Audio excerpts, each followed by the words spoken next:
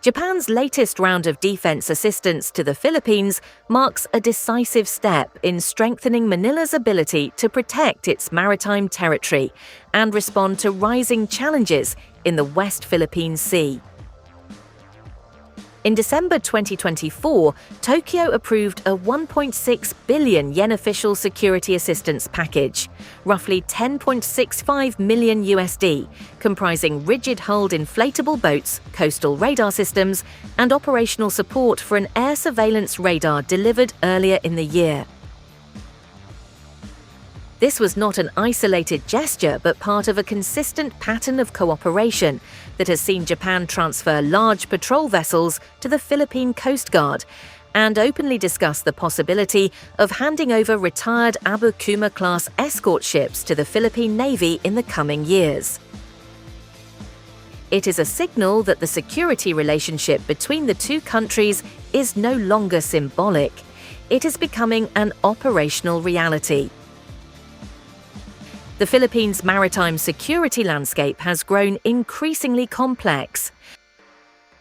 Chinese vessels, naval, coast guard, and maritime militia have stepped up activities at Scarborough Shoal, Second Thomas Shoal, and other disputed features, often using tactics designed to test Manila's resolve while staying below the threshold of outright armed conflict. In such a fluid and dangerous environment, the ability to see, track, and respond quickly is as valuable as the ability to engage in combat. This is where Japan's assistance has immediate impact. The TPS-P14ME mobile radar system handed over in April 2024 offers a 250 nautical mile range, enabling detection of aircraft, drones, and surface vessels long before they come within threatening distance. Its mobility allows redeployment to forward areas, including remote islands, providing flexibility in coverage and complicating an adversary's planning. The December package's coastal radar systems complement this by creating a layered surveillance network.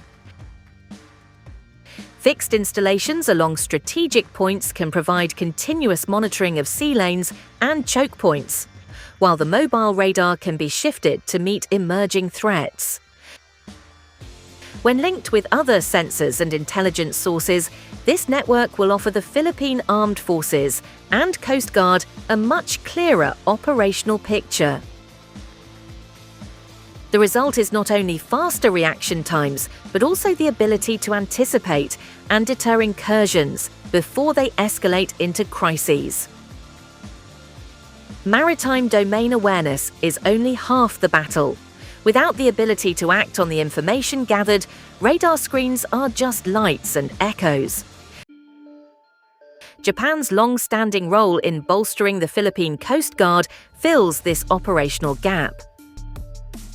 The Teresa Magbanua-class patrol vessels, built by Mitsubishi Shipbuilding based on Japanese Coast Guard designs, are already at work projecting Philippine presence in contested waters. Large enough to operate far from shore and versatile enough for missions from search and rescue to fisheries enforcement, they are also diplomatic tools in steel and paint, a tangible statement that the Philippines will be present, visible, and active in its own maritime zones. The addition of smaller, fast RHIBs in the latest package further enhances interdiction and boarding capabilities, particularly in shallow or congested waters where larger ships cannot maneuver effectively. Looking further ahead, the potential transfer of Abu Kuma-class escort vessels would be a transformative development for the Philippine Navy. These ships are not the most modern in Japan's inventory, but their anti-submarine warfare equipment, surface-to-surface missile capability, and endurance would fill critical gaps in Manila's order of battle. For decades, the Philippine Navy has operated with only a handful of surface combatants, most lacking advanced sensors or modern weapons. Acquiring ships of this type would give the Navy not just more hulls, but more options. patrolling disputed areas with credible self-defense capability, integrating into joint exercises with allies, and contributing to regional security operations in a way it simply cannot do today. The transfer would also deepen interoperability with the Japan Maritime Self-Defense Force and the US Navy, tying the Philippines more closely into Allied maritime operations. The strategic implications of these developments extend well beyond the technical specifications of radar systems or the displacement of patrol vessels. For Japan, aiding the Philippines is a way to project influence in Southeast Asia, reinforce the norms of the international maritime order, and counterbalance China's growing reach. Tokyo's free and open Indo-Pacific vision depends on partners who can safeguard their own waters and contribute to collective security. Supporting Manila strengthens a critical link in the chain of like-minded maritime nations, stretching from Northeast Asia through the South China Sea and into the Indian Ocean. For the Philippines, the assistance is both a practical boost and a political statement.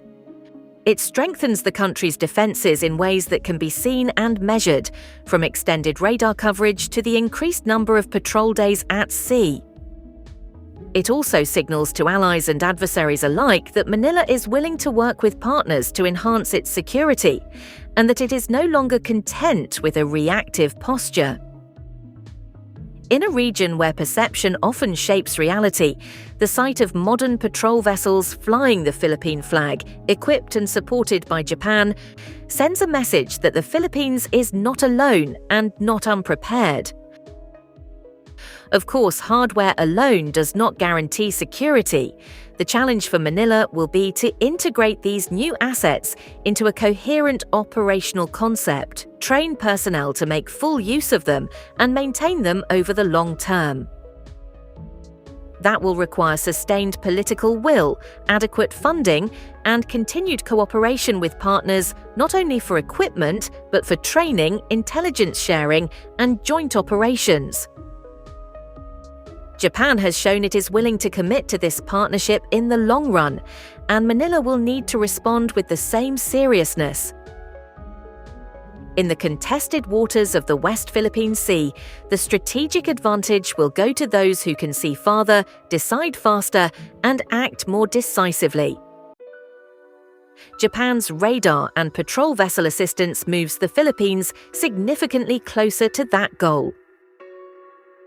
It strengthens the country's maritime domain awareness, expands its operational reach, and lays the groundwork for a future Navy and Coast Guard that can operate confidently in both peacetime and crisis. In doing so, it also strengthens the wider security network of the Indo-Pacific, making it harder for any one power to dominate by coercion or stealth. This is a partnership that has evolved from goodwill to hard capability, from ceremonial visits to operational readiness. If sustained, it will not only help secure the Philippines' maritime frontiers, but also contribute to the stability of one of the world's most strategically important waterways. The stakes are high, and the trajectory is promising.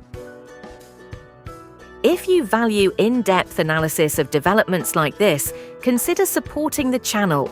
Follow for more updates, subscribe to stay informed, hit the notification bell so you never miss new content, and if you can, donate to help us keep producing independent, high-quality defense commentary. Your engagement keeps this work going and ensures these critical stories are told.